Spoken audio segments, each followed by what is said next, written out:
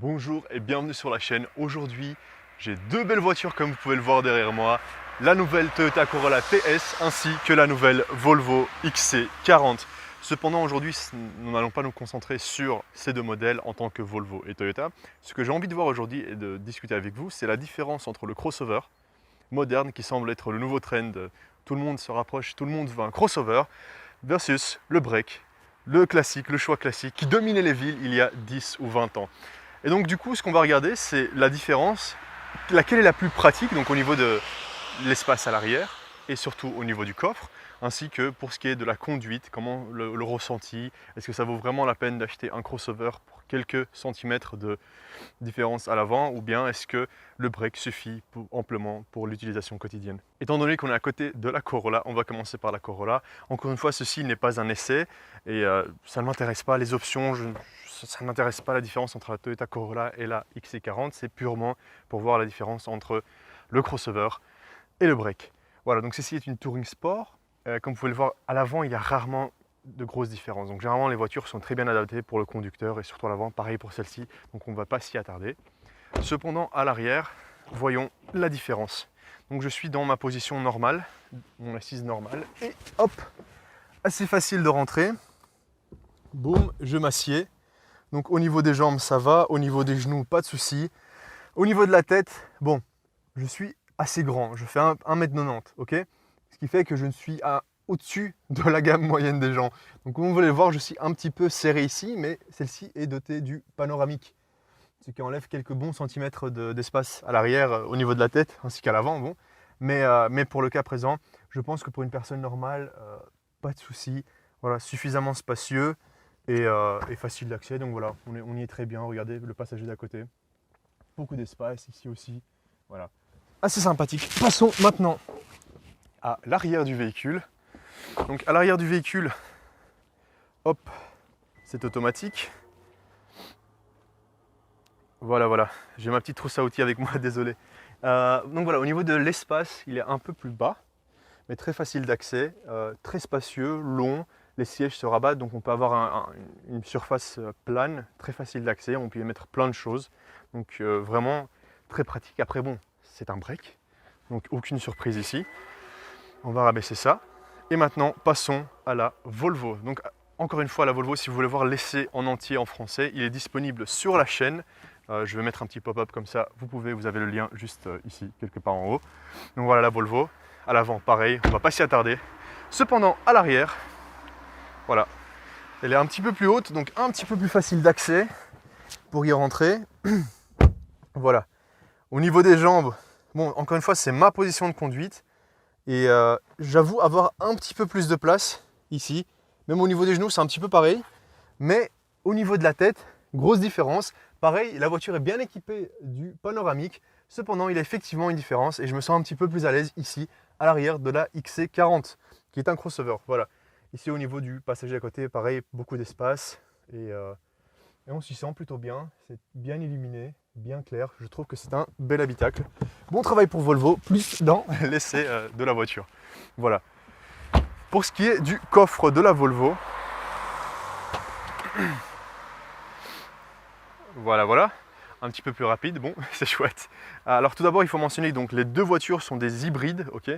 Celle-ci est en plug-in hybrid, ce qui signifie qu'elle a un petit câble de rangement, bon, il est à la maison pour l'instant, ou que vous pouvez mettre ici, donc sinon vous avez un petit peu plus d'espace là en dessous à exploiter. Ensuite, pour ce qui est du coffre en lui-même, il est encore une fois très spacieux, peut-être pas aussi long, mais un petit peu plus large, et pareil, les sièges se rabattent complètement, ce qui vous donne une belle surface bien plane pour ranger vos objets plus grands. Voilà, la différence encore maintenant au niveau de l'extérieur. On est parti sur un crossover donc qui sera un petit peu plus élevé au niveau de l'arrière et de l'avant. Ça va vous offrir un petit peu plus de facilité pour certains obstacles, mais après en ville, est-ce que c'est vraiment nécessaire? C'est ce que nous allons voir. Je vous propose d'aller faire un petit tour avec les deux voitures pour voir si on a vraiment besoin de ces quelques centimètres en plus pour passer voilà, un dodan, etc. Bon, j'en doute, c'est clair, mais on ne sait jamais, donc on va tester ça comme il se doit.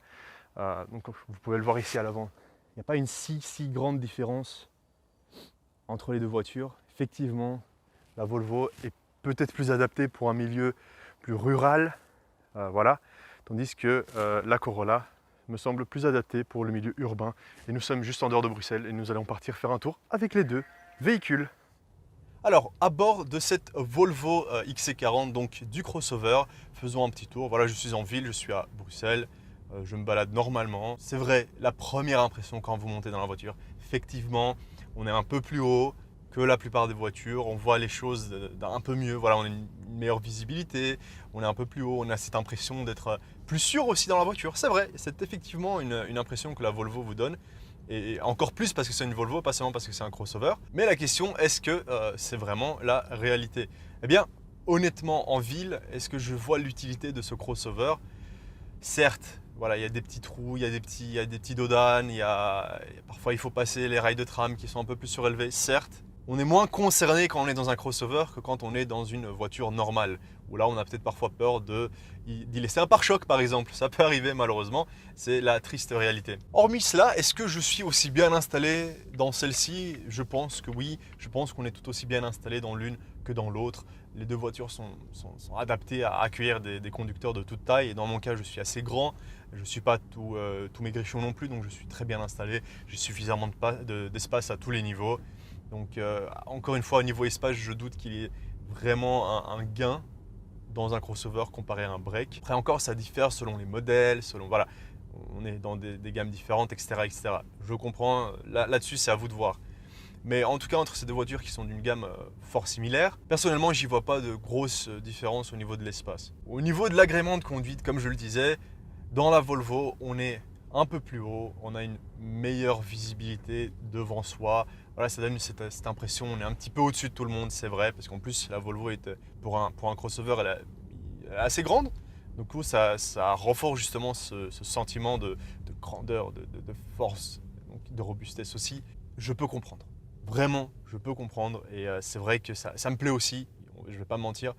Mais après, est-ce que ça vaut ce qu'on y perd à l'échange? Parce que si c'était à choisir donc entre, voilà, admettons maintenant que celles-ci sont un crossover avec exactement les mêmes spécificités, etc. comme la Corolla, même moteur, même tout, vraiment tout.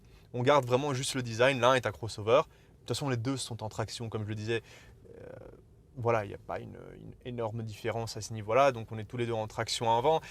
Voilà, on est sur la même base. Le crossover est un petit peu moins dynamique.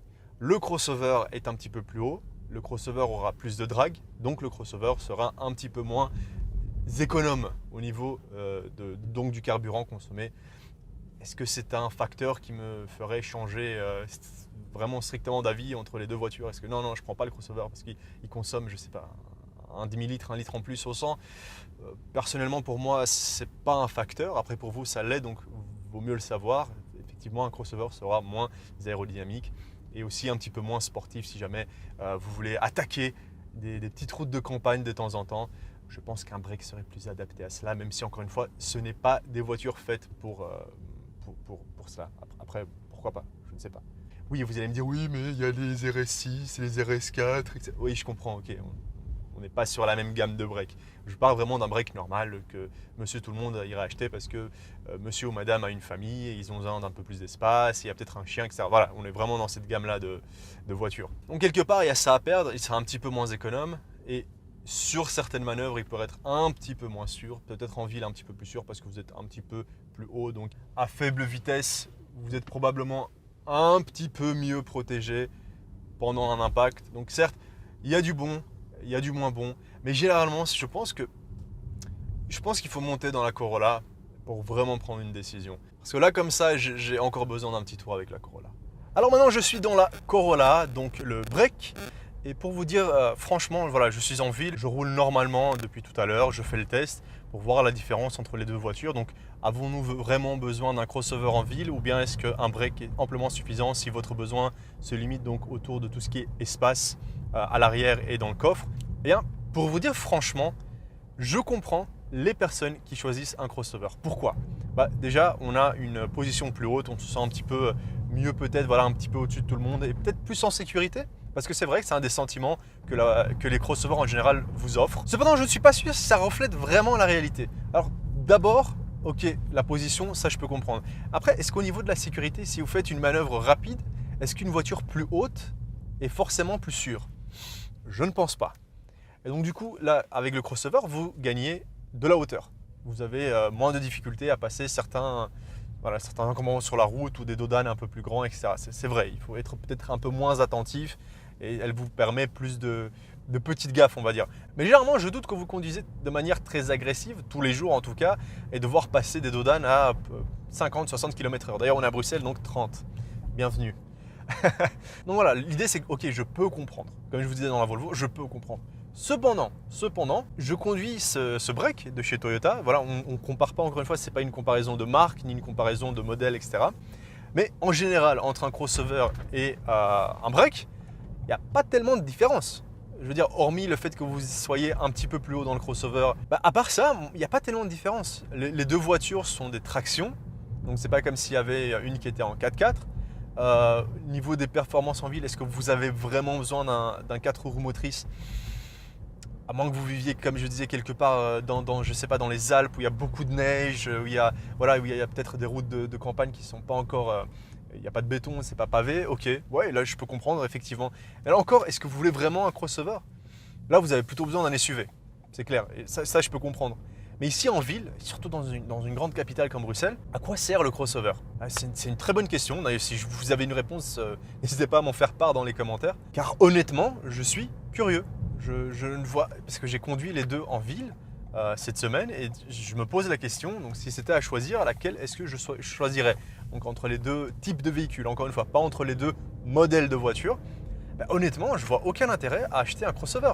Le break offre le même espace. Voilà, ici le cas avec le panoramique dans les deux. C'est vrai que pour le cas de la Volvo, elle est un petit peu mieux agencée à ce niveau-là. Elle prend un petit peu moins de place au niveau de la tête, ce qui permet un petit peu plus de place pour la tête à l'arrière. Mais c'est une question de 2-3 cm. Hein. Vous ne vous attendez pas à une différence énorme.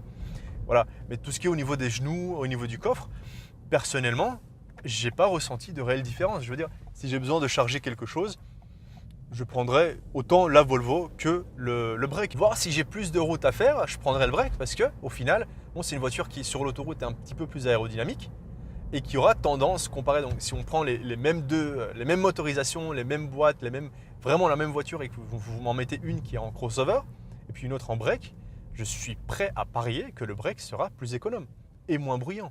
Du coup, je me demande légitimement, est-ce que ça vaut la peine d'acheter un crossover? Est-ce que ce trend tout le monde veut des crossovers, est-ce qu'il est justifié? Eh bien, à mon avis, je ne le pense pas. Je ne pense pas que ce trend soit justifié parce qu'au final, vous consommez un petit peu plus avec un crossover qu'avec une voiture normale. Puis, au niveau de l'agrément de conduite, je ne trouve pas que les crossovers soient des voitures plus agréables à conduire, voire même un petit peu moins. Encore une fois, je ne compare pas les voitures en question que je vous ai montrées, donc Volvo, Toyota, etc. Non, je parle vraiment du type de véhicule. Je trouve que c'est un petit peu plus agréable d'être dans un break. Et même aux questions de 4 roues motrices, est-ce qu'on en a vraiment besoin? Mais la vérité, ce qui compte, partant de pluie ou partant d'un petit peu de neige comme il y en a à Bruxelles une fois ou deux par an, c'est plus au niveau des pneus et de la qualité des pneus que vraiment à proprement parler, est-ce qu'on a 4 roues motrices ou est-ce qu'on est en traction en propulsion?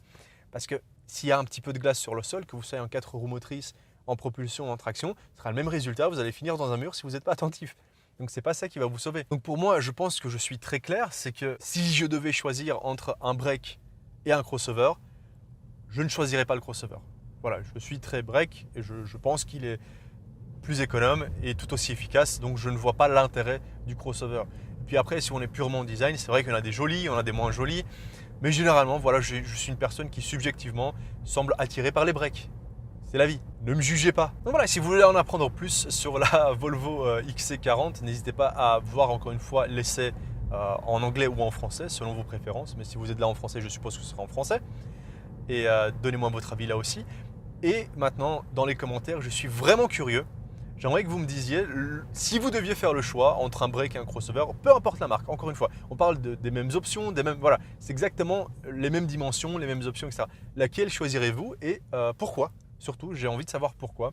Parce que je comprends qu'il y a des personnes qui préféreraient le crossover et je comprends en même temps qu'il y a des personnes comme moi qui préféreraient le break. Si vous avez aimé cette vidéo, n'oubliez pas de laisser un gros pouce bleu en dessous de la vidéo et n'oubliez pas de vous abonner, ça nous aide énormément à avoir de nouveaux partenaires, à faire de nouvelles collaborations, voilà comme le cas avec la Volvo XC40, c'est notre premier partenariat avec Volvo et j'espère qu'il y en aura beaucoup d'autres. et avec plein d'autres marques aussi si possible. Voilà. Découvrons tout ce que ces marques ont à nous offrir ensemble sur la chaîne et j'espère qu'on sera de plus en plus nombreux. Moi en tout cas, ça me fait un réel plaisir de parler avec vous de voitures et encore une fois, si vous avez des questions, des commentaires, n'hésitez pas. Je suis là pour parler voiture. Je vous dis à la prochaine. Ciao.